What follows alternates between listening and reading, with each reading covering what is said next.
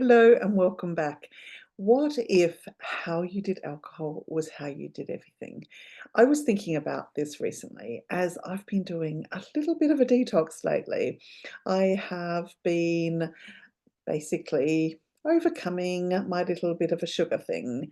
You know, when someone first stops drinking, usually the what's called the sugar monster kind of takes over. And most people don't think this is a problem, and it doesn't have to be a problem. It's just like your body is used to more sugar. You just want to, like you just want that dopamine hit from something else that you were getting in such concentrated sources when you're drinking. And I have basically not had much sugar in my life for a very long time, but recently I noticed I was having a bit more processed food. So I just thought I'll just stop it. I'll just stop it. And it is the key to overcoming any kind of habit or addiction or whatever you want to call it, is that you have to abstain from it for a period of time, deal with the emotions, and then like build other habits instead. And it was really interesting. Went for a long drive last week, and I even noticed that I had an inclination to want to eat something in the car. Like, I rarely eat anything in the car, but I was just like, "Oh, I wish I had something with me to like, something sweet, something processed to eat." And I just sat with it as I was driving and just asked myself, like, how was I like, what emotion was going on for me that I had that urge to have something like sugary and processed. And I was just feeling a little bit just a bit uncomfortable in my body. I was just feeling a bit distracted or something. And I just noticed the urge. And then I thought, like, I'm gonna sit with that and see how long it lasts. Like, because I can go and get something if I want to. And I just thought I'll just sit with it. And by the time I got to my destination, I noticed, like, oh, it's gone now. And it was really interesting because I did for about 10 days. I had absolutely no processed sugar, any processed food. I've even been off gluten because I know I feel better without it. And I've just been eating a lot of really good, made big pots of like vegetable soup, and I've had a lot of lentils and other like animal protein foods and a few other things. But I was just like, I was starting to feel so much better. And then a couple of days ago, it was really interesting because a couple of my kids were around and everybody was having a bit of chocolate. And I just thought, I'll just have a little bit. I'll just have some dark chocolate. And I think it was like 60, like it was about 60% or something dark chocolate, which is still 40% sugar. Like when something's 60% dark, there's still a decent amount of sugar in there. And I have noticed in the past, anything less than 80% dark chocolate the sugar will have an impact on my body. And it was so interesting. I had it at the time, I had a few squares and I thought like, no, that's good now. I'm done now. And I thought like, that is really sweet. And it was so fascinating that for the next 2 or 3 days after that, I wanted sugar. I was thinking about it. Every time I made a cup of tea or a cup of coffee, I was just like, "Oh, I'd love something with this." And it's fascinating because when I was sort of strictly off sugar, I was eating 1 apple a day after my lunch, and that apple tasted like the sweetest thing in the world. But when I had an apple the day after having the chocolate the evening before, the apple didn't taste sweet at all because I had had that chocolate. And I was just so fascinated by this. It's just so interesting the way with some of us, and I know not everybody's the same, but it's estimated something between 20 and 30% of the population, when you look at studies around addiction and dopamine sensitivity, that like I think it was Dr. Anna Lenke that was saying like around 30% of us are moderation doesn't work. that having a little bit of something that your body craves does not work. And it makes total sense from a scientific perspective. When you look at it from there, you can really see why it doesn't work. That having a little bit is actually more harmful from you, not just physically, but emotionally. It's just like when I think everyone can agree that when you don't have cravings, it's much easier to abstain from something. So if you think about, like I think about my journey to stopping drinking, and I went through several cycles of that. And I went for the last few years of when I was drinking, it got down to like once well, it went from over the last, I'd say, like 2 decades, nearly 2 decades, from when I first started looking at my relationship with alcohol around the time I turned 40.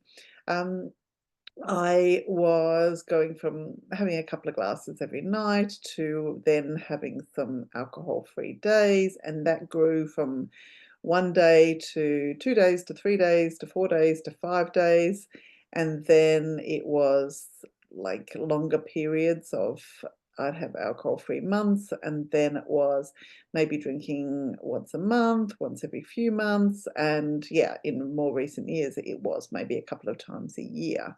And it wasn't nearly so much as it would have been in the past, but every single time I started again after stopping, it would be the same thing. It would be like, oh, being aware of it. For me, around alcohol, it's around 2 weeks. It's between 2 and 4 weeks, and this is fairly common, that for that time, like, I'll just be I suppose these days I'm just so tuned into my body that I'll really notice it now that if I've had anything, then it will be for the next 2 to 4 weeks. And I tell you, it's certainly not worth it for that, and that's why I do not drink anymore. Because it's just not worth it to be aware of it and be thinking like, "Oh, I could have wine, I could have a drink," and it's not worth it, and it was exactly the same with the sugar. And that's why I'm calling it like how you do alcohol is how you do everything. So if you relate to this, I would really get you to question, like, is it just alcohol? Once you've got I mean, alcohol, as far as I'm concerned, it's like the first domino. You've you've gotta overcome that first. You've gotta have a decent period of abstinence. Some people say 30 days. I don't think that's long enough. I think you need at least 90 days. 90 to 100 days is a really good way of I don't really like the word reset because you can't reset your alcohol. You can't reset your you might be able to reset your relationship with alcohol, but on a physical level, once you put any in your system, you're starting all over again. And there are plenty of sort of experts in the scientific field that will say this. Like you may have heard the analogy of it being like a downward facing escalator, that you're going down the escalator, and every time you stop, you just kind of step off. And when you step back on the escalator, when you have that next drink, you're going back down the escalator. I mean, you might, so many people do this. They have like, maybe they do dry January, sober October, dry July, and then they're like, oh, I have a drink afterwards. I'm like, oh, I'm perfect. I had one drink, I enjoyed it, I left it, that's absolutely fine. And then a week later, it's just like, "Oh, I had 2, no problem, no problem." And then it's like, "Oh, I had 5, or I finished the bottle and I wanted more." And it's just like, yes, you're getting right back on at exactly the same place. And you may be able to go out to lunch, have a drink, and think like, "Oh, no problem at all." And then boom, you're right back there. And I think this is the case for the majority of people, and there's plenty of science to back it up. And now, of course, all the most recent science is showing that even moderate drinking has an impact on our health, on our physical health. I think it has an impact on our emotional health as well. And it's showing that even moderate drinking of 1 glass a day can have changes to your brain, shrinking your brain. And obviously, the more you drink, the more it's going to happen. But even moderate amounts, even that 1 to 2 glasses a day that we're told is perfectly healthy, is now being completely discounted. And over the next few years, you will see warnings come on alcohol, and depending on what country you live in. But I know alcohol labeling is changing here in Ireland in 2026, and it's about time. I think it's, like, crazy that it's, just said, like, in so many countries, it's like there might be like a graphic of a pregnant woman and say, "This is dangerous for a pregnant woman, for your unborn baby," like, but what about everybody's brains, everybody's bodies? It has been proven that it is unhealthy. But it's this kind of little experiment that I've been doing with a little bit of a detox from sugar is really interesting. So once you have a good period of abstinence from alcohol, I mean, that has to be your priority. Just don't drink for the first 30 days, 90 days, maybe even for a year of just like that has to be your priority first. Once you've really got very grounded in that, then you can start looking at other things. But I think, like, the more you're aware of this, it's just like alcohol, sugary foods, they're all like processed carbohydrates. And there might be a mixture between carbohydrates and fats and maybe a whole load of chemicals with colorings and flavorings and things as well. That's all putting a burden on your liver. And your liver is your main organ of detoxification, and it's already been under pressure from with a lot of people from years of drinking alcohol. And but if you go piling in a whole load of processed food on top of it, it doesn't help. So the stopping alcohol has to be the number one priority. And from there, looking at things in a holistic way. And I really do like to look at sobriety as a holistic thing. It's not just about not drinking. Not drinking is the first domino, the first 10 to 20%. And after that, the 80 to 90% is what we call emotional sobriety. But I like emotional sobriety, but in a holistic way that is not just about not drinking. And yeah, it's definitely about working on your mindset, working on your whole emotional body and your energetic body. But I think what we eat has what else we're consuming has a lot to do with that. And there's an awful lot that can be done with our brain chemistry through what we eat and possibly with supplements as well, but through what we eat. And that's why I speak about particularly in the IQW Freedom Formula around having your diet set up in a way that it will decrease cravings and really help this moving forward. Like I ran a health practice for over 2 decades and I saw this time and time again.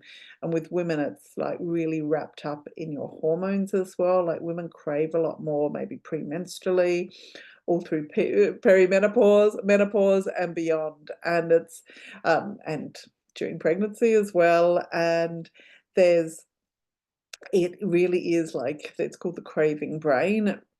Like it's the alcohol is the number one thing, and after that, then it's the processed sugar and processed foods that will really help you to get on a path to incredible health and vitality and really get to enjoy your life so much more that alcohol is robbing you of.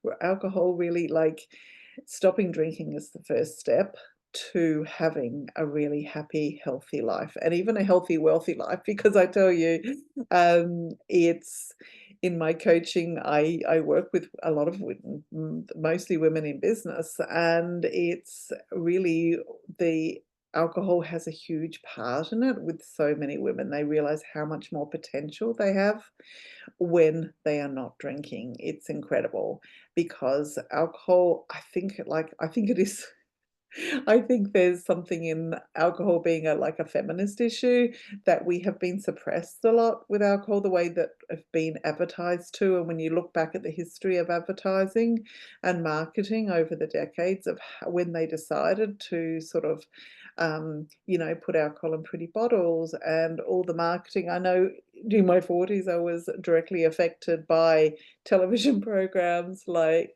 particularly like having 4 young kids and the exhaustion of that and running a business and doing everything, of, the wine ads during the break times in, like, Desperate Housewives, and even the glorification of alcohol and Sex and the City, and all those kind of programs had an impact on a lot of us. A lot of us smart women that were just like, "Yeah, that's what we need. That's what we need, alcohol, to actually get through and to enjoy ourselves."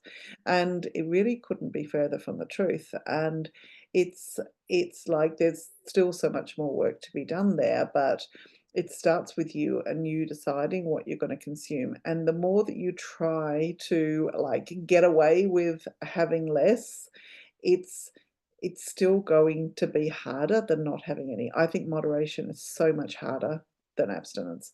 I think, like, having none when it comes to alcohol, and to a lesser degree sugar, is is so much easier for you, because, like, take those cravings out, and it's just so much easier.